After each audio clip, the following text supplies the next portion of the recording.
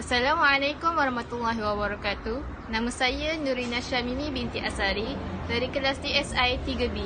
Saya dan kumpulan saya akan membentangkan dan membincangkan mengenai tokoh Al-Quran iaitu Syekh Abdul Rauf As-Sinkili. Okey, seperti yang kita tahu, naskah kitab Al-Quran yang ada pada hari ini yang lengkap dengan titik dan baris serta wakaf yang mudah untuk membacanya, ia melalui 5 fasa, bermula dengan penulisan wahyu Allah Subhanahu Wa Taala oleh sahabat radhiyallahu anhu pada zaman Rasulullah sallallahu alaihi wasallam. Pengajian tafsir Al-Quran telah bermula sejak zaman Rasulullah sallallahu alaihi wasallam, di mana Rasulullah sallallahu alaihi wasallam sendiri yang mentafsirkan ayat-ayat Al-Quran yang diturunkan bagi tujuan penerangan dan pemahaman isi kandungan Al-Quran di kalangan para sahabat dan umat Islam pada ketika itu. Baginda sendiri telah menggariskan metod-metod tafsir Al-Quran yang betul dengan menggunakan sumber maksur agar generasi seterusnya menjadikan ia sebagai sumber ilmu dan menghindari berlakunya penyelewengan terhadap pentafsiran ayat Al-Quran dari makna yang sebenar. Pentafsiran Al-Quran telah berkembang pada zaman sahabat dan tabi'in dan terus berkembang ke era penulisan pada akhir zaman pemerintahan Bani Umayyah dan permulaan zaman pemerintahan Bani Abbasiyah. Antara karya-karya utama mufassirin terdahulu yang cukup tersohor dan terkenal di dalam dunia Islam ialah Kitab Jami' Al-Bayan an Ta'wili Ayat Al-Quran oleh Abu Ja'far Muhammad bin Jarir Al-Tabari, Tafsir Al-Quran Al-Azim oleh Ibnu Abi Hatim Al-Razi dan banyak lagi. Karya-karya tersebut menjadi rujukan penting bagi para ilmuwan Islam terkemudian. Kemunculan ulama-ulama Islam di alam Melayu membuktikan keberkesanan terhadap penyampaian ilmu oleh para mubaligh Islam yang pada ketika itu berbentuk lisan sahaja. Pembudayaan ilmu yang diterapkan ke dalam jiwa mereka menjadi pemakin semangat menimba ilmu ke tanah Timur Tengah bagi mendalami pelbagai bidang keilmuan seperti fiqh, tauhid, tasawuf, hadis dan tafsir, yang seterusnya disampaikan dan disebarkan melalui hasil-hasil karya bahasa Melayu Jawi yang amat bernilai bagi mengurangkan tahap kejahilan di kalangan masyarakat setempat. Antara tokoh Al-Quran yang terkenal di tanah Melayu ialah Abdul Rauf As-Sinkili atau nama sebenarnya Abdul Rauf Ibni Ali Al-Fansuri yang dilahirkan pada 1024 Hijrah atau 1615 Masihi dan wafat pada 1105 Hijrah atau 1663 Masihi. Ia juga lebih dikenali sebagai Tok Syekh di Kuala, merupakan seorang penulis dan ulama yang mengajar di Aceh sekitar tahun 1611 Masihi. Beliau dilahirkan di Singkil, barat selatan Aceh. Beliau juga dikenali sebagai Abdul Rauf Sinkil. Assalamualaikum warahmatullahi wabarakatuh. Nama saya Nur Fatihah binti Osman. Saya daripada kelas 3B akan meneruskan pembentangan mengenai tokoh Al-Quran iaitu Syekh Abdul Rauf As-Sinkil.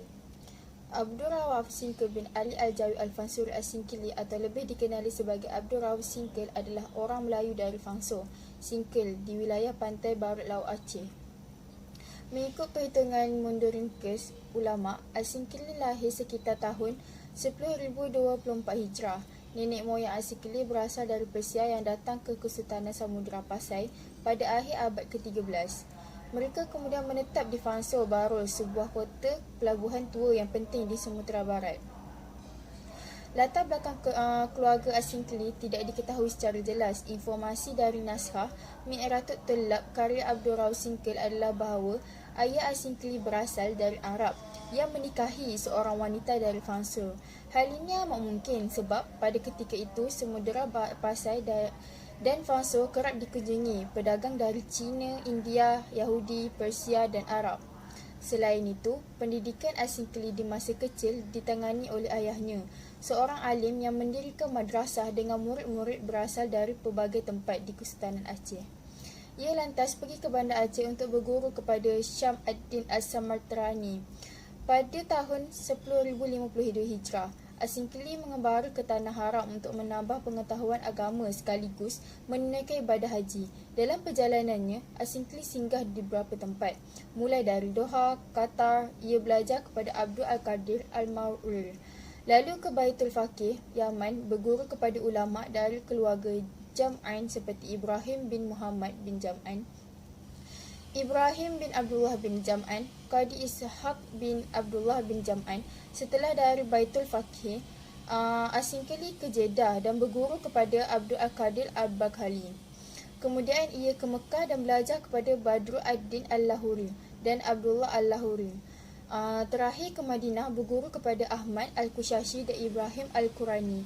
Di samping itu, dalam pengembaraan ini, Asingkeli memakan waktu kurang lebih selama 19 tahun.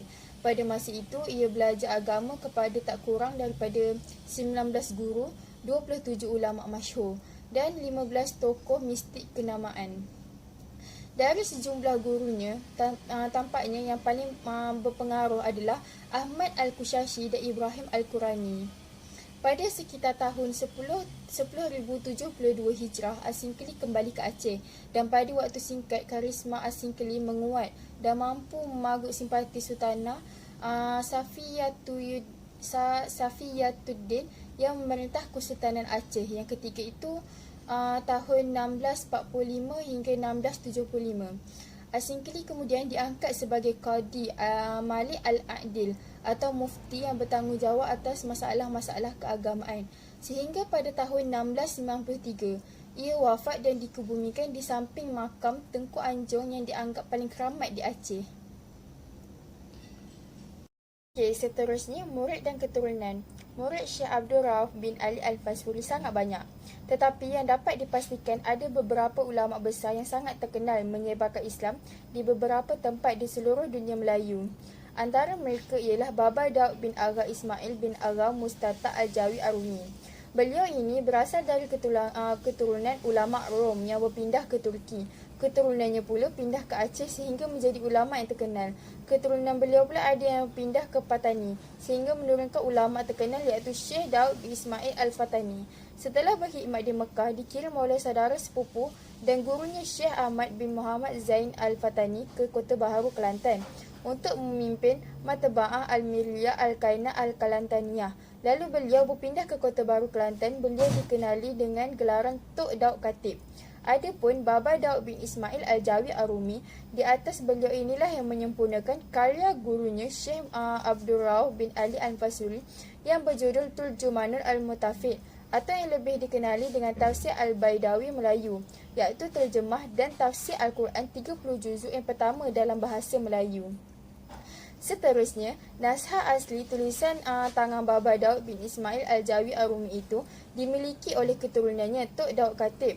Lalu naskah itu diserahkan kepada guru dan saudara sepupunya Syekh Ahmad Al-Fatani. Dari naskah yang asli itulah diproses oleh Syekh Ahmad bin Muhammad Zain Al-Fatani, Syekh Daud bin Ismail Al-Fatani dan Syekh Idris bin Husain Kelantan sehingga terjadi cetakan pertama di Turki, di Mekah dan Mesir pada peringkat awal. Nama ketiga-tiga ulama itu yang dinyatakan sebagai musyahih iaitu pentasyih pada setiap cetakan tafsir itu kekal diletakkan di halaman terakhir pada semua cetakan tafsir itu. Turjumanul Mustafid yang diterbitkan sampai sekarang adalah merupakan lanjutan daripada cetakan yang dilakukan oleh Syekh Ahmad Al-Fatani dan dua orang muridnya itu. Murid Syekh Abdul Rauf bin Ali Al-Fasuri yang lain ialah Syekh Burhanuddin Ulakan. Beliau inilah yang disebut sebagai orang yang pertama sebagai penyebar Islam di Minangkabau, Sumatera Barat. Melalui kaedah pengajaran Tarekat Syatariyah di Jawa Barat di Indonesia, terkenal seorang murid Syekh Abdul Rauf bin Ali Al-Fasuri yang dianggap sebagai seorang wali Allah. Beliau ialah Syekh Abdul Muhyi Pamijahan. Sepanjang catatan sejarah, beliau dianggap orang pertama membawa tarekat Syatariyah ke Jawa Barat dan selanjutnya berkembang hingga ke seluruh tanah Jawa. Adapun mengenai Syekh Yusuf Tajul Mankaksi yang berasal dari tanah Bugis, ada riwayat menyebut bahawa beliau juga murid Syekh Abdul Rauf bin Ali Al-Fasuri. Riwayat lain menyebut bahawa Syekh Yusuf Tajul Al-Manqasi itu adalah sahabat Syekh Abdul Rauf bin Ali Al-Fasuri. Sama-sama belajar kepada Syekh Ahmad Al-Kushashi dan Syekh Ibrahim Al-Qurani. Walau bagaimanapun, selembar salasilah yang ditemui di Kalimantan Barat menyebut Syekh Yusuf Tajul Manqasi menerima tarikat Syatariyah kepada Syekh Abdul Rauf bin Ali Al-Fasuri itu. Memang diakui bahawa Syekh Yusuf Tajul Manqasi ialah orang pertama menyebarkan tarikat Syatariyah di tanah Bugis atau seluruh Sulawesi Selatan. Bahkan dianggap juga beliau sebagai orang pertama menyebarkan pelbagai tarikat lainnya, di antaranya tarikat Qadariyah dan tarikat Naqsyabandiyah. Tetapi berdasarkan manuskrip Mukhtasar Tasnif Syekh Abdul Rauf bin Ali Al-Fasuri oleh Syekh Abdul Rauf bin Khalid Khalifah Al-Qadari Al-Bantani bahawa Syekh Yusuf Al-Manqasi adalah cucu murid kepada Syekh Abdul Rauf Al-Fasuri. Semua ini dari Syekh Yusuf Al-Manqasi Al-Makassari.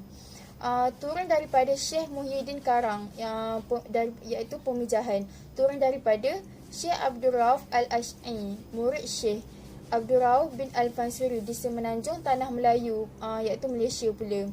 Yang paling terkenal ialah Syekh Abdul Malik bin Abdullah Terengganu atau lebih popular dengan gelar LUM. Ditemui maklumat yang membicarakan pendidikan lanjut Baba Daud Al-Jawi yang dibicarakan ini. Sehingga kini karya yang dapat ditonjolkan hanya sebuah saja. Itu pun hanya sebagai seorang yang menyelesaikan dan membuat tambahan terhadap karya gurunya, Syekh Abdul Rauf bin Ali Al-Fasuri, sebagai bukti bahawa kitab Turjumanul Mustafid diselesaikan oleh Baba Daud Al-Tok Pulau Manis yang mengarang berbagai-bagai kitab, di antaranya kitab Kifayah. Ada yang meriwayatkan bahawa Syekh Abdul Rahman Pau Bo Al-Fatani pernah belajar kepada Syekh Abdul Rauf bin Ali Al-Fasuri. Penelitian penulisan tidaklah demikian. Yang betul ialah ayah Syekh Abdul Rahman Pau Bo itu, iaitu Syekh Abdul Mubin bin Jailan Al-Fatani, dipercayai adalah sahabat Syekh Abdul Rauf bin Ali Al-Fasuri kerana sama-sama belajar kepada Syekh Ahmad Al-Kushashi dan Syekh Ibrahim Al-Qurani. Mendapatkan pendidikan daripada Syekh Abdul Rauf bin Ali Al-Fasuri. Beliau tulis pada akhir kitab tafsir dan menambah atasnya oleh sekecil-sekecil muridnya. Manuskrip asli Turjumanul Mustafid karya Syekh Abdul Rauf bin Ali Al-Fasuri yang diselesaikan oleh Baba Daud Al-Jawi itu akhirnya dipunyai oleh salah seorang keturunannya di Patani. Kemudian diserahkan manuskrip asli Turjumanul Mustafid kepada Syekh Ahmad bin Muhammad Zain Al-Fatani. Dari manuskrip tersebut telah diproses dan ditashih oleh Syekh Ahmad Al-Fatani yang kemudian dicetak dan disebarkan secara meluas. Assalamualaikum, nama saya Nur Adriana binti Rosadi dari kelas SI 3B. Saya akan menyambung penerangan rakan saya tadi, iaitu mengenai latar belakang Syekh Abdul Rauf Asingkli. Dari segi pendidikan, maklumat terawal mengenai pendidikannya baru diperolehi oleh dua sumber. Sumber yang pertama berdasarkan pengakuan beliau sendiri yang ditulis pada bahagian akhir kitab Turjumanul Mustafid, yang berkata sekecil-sekecil muridnya dan sehina-hina kadamnya, iaitu Daud Al-Jawi, anak Ismail Agha Mustafa, anak Agha Ali Arumi. Makna yang dimaksud kepada kalimah tersebut ialah bahawa beliau, iaitu Daud, seorang murid yang kadam setiap apa yang dikatakan oleh Syekh Abdul Rauf bin Al-Fasuri. Sumber yang kedua ditulis oleh murid beliau, iaitu Syekh Fakir Jalaluddin bin Kamaluddin Al-Ashi dalam sebuah satu versi Manarul Ajla ila Mantabil A'la, bahawa Syekh Arif Billah Baba Daud adalah anak murid Syekh Abdul Rauf bin Al-Fasuri. Tarikat Qadiriyah dan Tarikat Syatiriyah Baba Daud Al-Jawi menerima bai'ah daripada Syekh Abdul Rauf bin Al-Fasuri itu. Hasil dari cetakan yang disusun oleh Syekh Ahmad Al-Fatani itu telah diterbitkan hingga sekarang. Kitab itu tersebut juga dinamakan Tafsirul Badawi Asy-Syarif, dan dengan nama tafsir Badawi itulah yang popular di kalangan masyarakat Melayu sekarang ini. Penerbitan awal Tarjumanul Al-Mustafid karya Syekh Abdul Rauf Al-Fasuri ini dicatat pada cetakan pertama di Istanbul, Turki tahun 1302 Hijrah, 1884 Masihi dan cetakan Matba'ah Miria Bulak dan cetakan pertama Matba'ah Miriyah di Bulat Mesir 1303 Hijrah 1885 Masihi. Dalam beberapa terbitan Tarjumanul Al-Mustafid di halaman terakhir terdapat bahawa kitab tersebut ditasihih oleh 3 orang. Yang pertama Syekh Ahmad Al-Fatani, yang kedua Syekh Idris Al-Katani iaitu murid kepada Syekh Ahmad Al-Fatani yang telah diberikan kepercayaan dalam bidang khas pentasihan bagi mengelakkan kekeliruan cetakan dan lain-lain. Perlu diperhatikan bahawa Syekh Idris Al-Katani tersebut lain daripada Syekh Idris Al-Marbawi yang pernah juga sebagai pentashir Tarjumanul Al-Mustafid pada terbitan Mutakhir. Yang ketiga, Syekh Daud Al-Fatani yang juga murid kepada Syekh Ahmad Al-Fatani yang masih ada pertalian keluarga iaitu orang kepercayaan Syekh Ahmad Al-Fatani sesudah Syekh Idris Al-Katani. Mengenai data kandungan ringkas kitab ini, Syekh Ahmad Al-Fatani menyebut yang diterjemahkan dengan bahasa Jawi yang diambil setengah maknanya dari tafsir Al-Badawi. Ini bererti Tarjumanul Al-Mustafid bukanlah merupakan terjemahan secara keseluruhan tafsir Al-Badawi seperti banyak yang diperkatakan oleh orang lain. Menurut keterangan beberapa orang keturunan Baba Daud Al-Jawi yang berada di Patani dan Kelantan, selesai menyelesaikan karya Tulmatul Madawi, beliau juga menghasilkan beberapa karya lain. Namun sampai ini, penulis belum menemui karya yang lainnya sebagai kesan daripada pengaruh nama beliau yang diawali dengan Baba. Hingga sekarang, di seluruh wilayah Patani, apabila seorang itu meminta untuk pengajian, mempunyai pengetahuan agama Islam dan berpengaruh dalam masyarakat tersebut digelar sebagai Baba. Pada mulanya hanya keturunan yang ada hubungan dengan keluarganya dengan beliau saja digelar demikian, tetapi akhirnya gelaran tersebut digunakan secara meluas untuk menurut keterangan beberapa orang keturunan Baba Daud Al-Jawi yang berada di Patani dan Kelantan, selesai menyelesaikan karya Tulmatul Madawi, beliau juga menghasilkan beberapa karya lain. Namun sampai ini, penulis belum menemui karya yang lainnya sebagai kesan daripada pengaruh nama beliau yang diawali dengan Baba. Hingga sekarang, di seluruh wilayah Patani, apabila seorang itu meminta untuk pengajian, mempunyai pengetahuan agama Islam dan berpengaruh dalam masyarakat tersebut digelar sebagai Baba. Pada mulanya hanya keturunan yang ada hubungan dengan keluarganya dengan beliau saja digelar demikian, tetapi akhirnya gelaran tersebut digunakan secara meluas untuk setiap grup pondok yang terpandang dan masyhur. Latar belakang yang lain iaitu sumber pengajaran dan karya. Syekh Abdul Rauf bin Ali Al-Fansuri ini termasuk dalam golongan ulama dunia Melayu yang produktif dalam bidang karangan dalam bahasa Melayu. Karya beliau telah menghuraikan dalam buku Khazanah Karya Pusaka Asia Tenggara Jilid 1 sebanyak 25 buah. Setelah buku tersebut diterbitkan, diketahui pula karya beliau belum termasuk dalam senarai tersebut. Karya tersebut ialah Agma Husail. Kitab ini baru ditemui hanya sebuah sahaja, iaitu yang diamanahkan kepada Museum Islam Pusat Islam Kuala Lumpur. Dengan kitab ini mengenai ilmu Tauhid.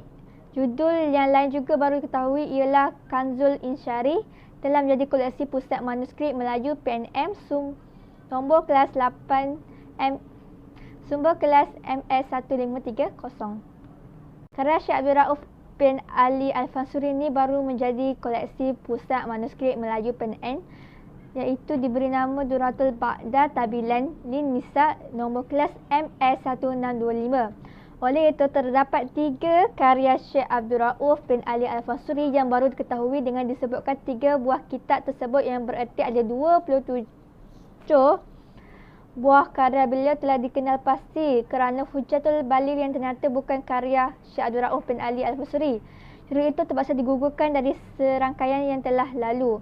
Ia telah diperkirakan kembali Aceh sekitar tahun 1083 Hijrah, 1662 Masihi dan mengajarkan serta mengembangkan tarekat Syatriyah yang diperolehnya. Murid Syekh Abdul Rauf sangat banyak yang berasal daripada Aceh serta wilayah Nusantara lainnya.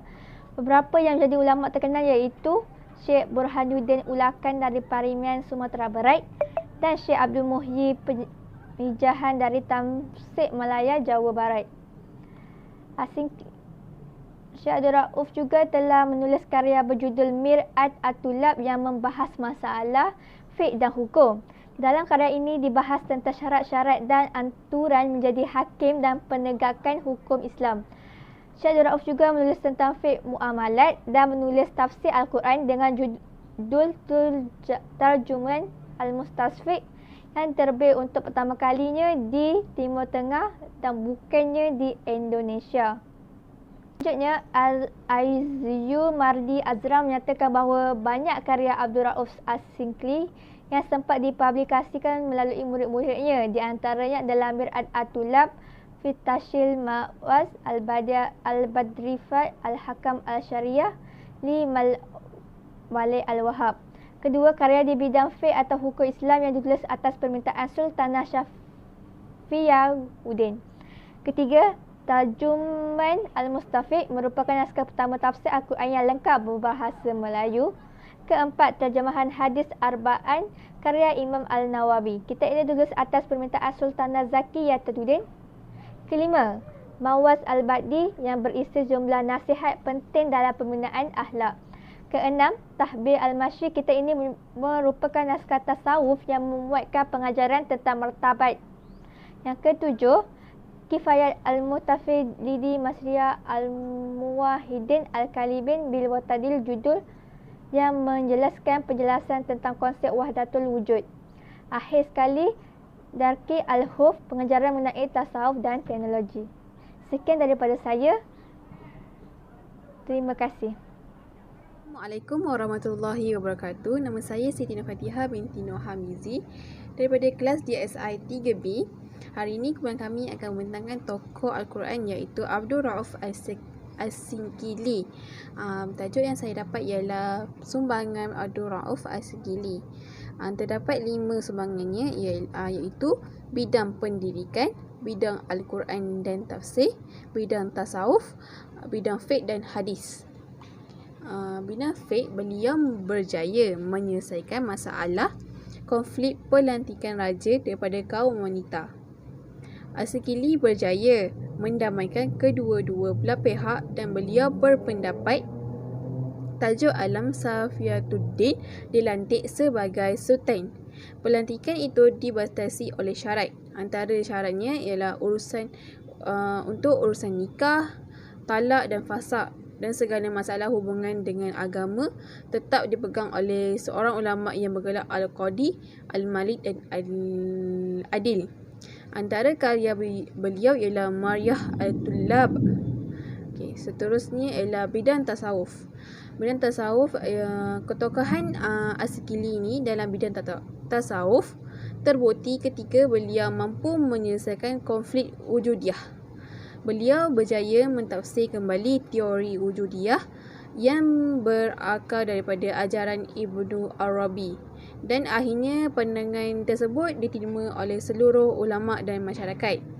Antara kitab ialah kitab Tanbih Al-Mashil ila Tariq Al-Qushasi, piagam tentang dikir, bayan tajalli, risalah jalan makrifatullah dan sebagainya. Seterusnya ialah bidang hadis. Terdapat terbagi dua aspek iaitu pandangan terhadap hadis dan penyusunan hadis. Seterusnya ialah karya hadis. Yang pertama adalah terjemahan daripada karya Sa'duddin Al-Taftazani. Karya tersebut ditulis dalam bahasa Melayu atas permintaan Sultanah Zakiyatuddin. Kandungan tersebut mengenai tauhid dan tasawuf. Karya hadis kedua adalah ajaran yang bersifatkan amalan moral akhlak. Majoriti diambil daripada perkataan Allah dalam bentuk hadis Qudsi dan ayat Al-Quran dan hadis-hadis Rasulullah. Seterusnya dalam bidang Al-Quran dan tafsir. Sumbangan As-Sinkli dalam bidang tersebut kerana adanya karya beliau dalam mentafsir yang bernama Turjuman Al-Mustafid. Karya tafsir tersebut ditulis dengan menggunakan bahasa Melayu. Beberapa ahli sejarah menyatakan bahawa ini adalah karya tafsir Quran yang pertama ditulis secara lengkap 30 juzuk yang dihasilkan oleh ulama Melayu. Turjuman Al-Mustafid adalah ulasan dan terjemahan dari tafsir Anwar Al-Tanzil wa Asrar wa Ta'wil karya Abdullah bin Umar bin Muhammad Shirazi Al-Baidawi. Seterusnya, bidang pendidikan. Syekh Abdul Rauf As-Singhili juga memain peranan yang besar terhadap pendidikan di Aceh, iaitu mulai peringkat asas sehinggalah ke tahap perguruan tinggi. Penampilan dalam bidang pendidikan Islam sebagai Tengku Syekh Kuala yang mencuburi diri secara aktif dan di institusi pendidikan. Beliau juga mengajar pendidikan di masjid-masjid. Daripada saya, sekian, terima kasih. Kesimpulannya, Syekh Abdul Rauf Singkil merupakan salah satu ulama yang masyhur berdarah Aceh yang memiliki banyak karya tulis baik dalam bidang fiqh, hadis, tasawuf, tafsir Al-Quran dan ilmu-ilmu agama lainnya. Beliau merupakan ulama Nusantara yang pertama menulis karya tafsir berbahasa Melayu di Nusantara. Satu-satunya kitab tafsir yang terkenal adalah kitab tafsir Turjuman Al-Mustafid. Kitab Turjuman Al-Mustafid dicetak oleh Darul Fikri, terdiri dari 2 jilid dengan 610 halaman.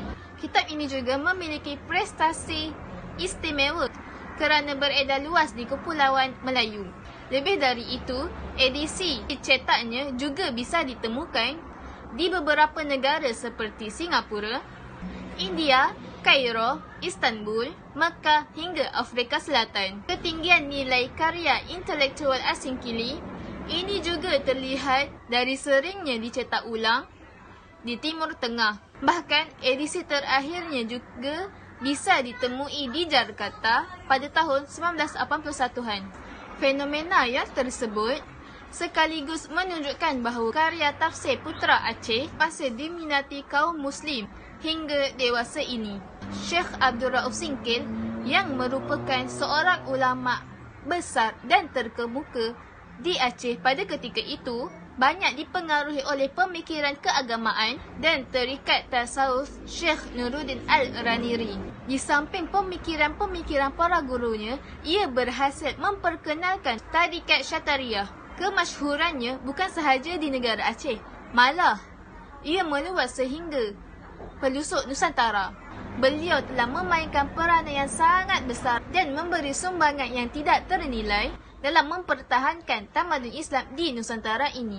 Peranan dan sumbangan Syekh Abdul Rauf Singkil dapat dilihat melalui penyertaannya dalam pemerintahan dan pentadbiran negara sebagai seorang negarawan yang berpenampilan dalam bidang pendidikan Islam, sebagai Tengku Syekh Kuala yang menceburkan diri secara aktif di institusi pendidikan.